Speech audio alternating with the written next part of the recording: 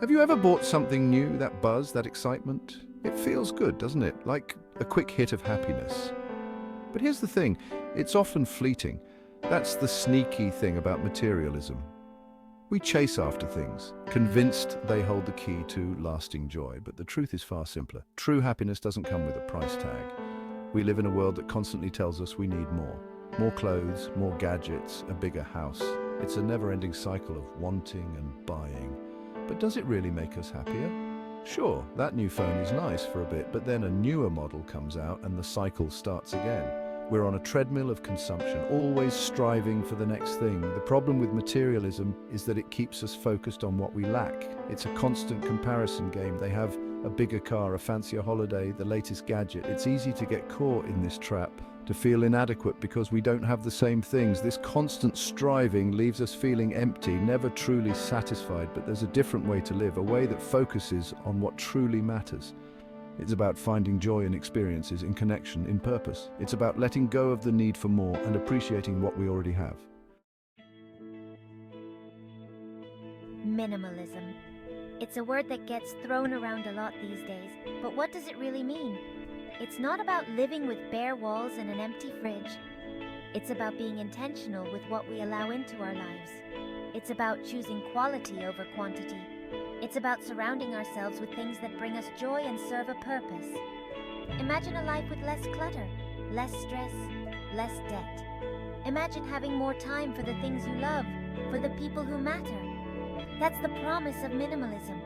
It's about simplifying our lives so we can focus on what's truly important. Now, I know what you're thinking. Giving up my stuff? Sounds a bit dull, Graham. But here's the thing, minimalism isn't about deprivation. It's about freedom. Freedom from the constant need to buy, to organize, to clean. It's about freeing up your time, your energy, your mind. The beauty of minimalism is that it's a journey, not a destination. There's no right or wrong way to do it. It's about finding what works for you, what brings you peace and joy. It's about creating a life that is uniquely yours, free from the weight of unnecessary possessions. So, how do we actually start decluttering? It can feel daunting, like climbing a mountain of stuff. But trust me, it's easier than you think. Start small. Pick one area, a drawer, a shelf, a corner of your wardrobe. Go through each item. Ask yourself, do I use this? Do I love this? Does it add value to my life? If the answer is no, it's time to let it go. Donate it, sell it, recycle it. Whatever feels right. You'll be surprised how liberating it feels to let go of things you don't need. It's like lifting a weight off your shoulders. As you declutter, you'll start to notice patterns. Maybe you have a weakness for shoes, or books, or gadgets. We all have our vices. Once you identify yours, you can start to be more mindful about your purchases. Do you really need another pair of black shoes? Or is it just the thrill of the purchase?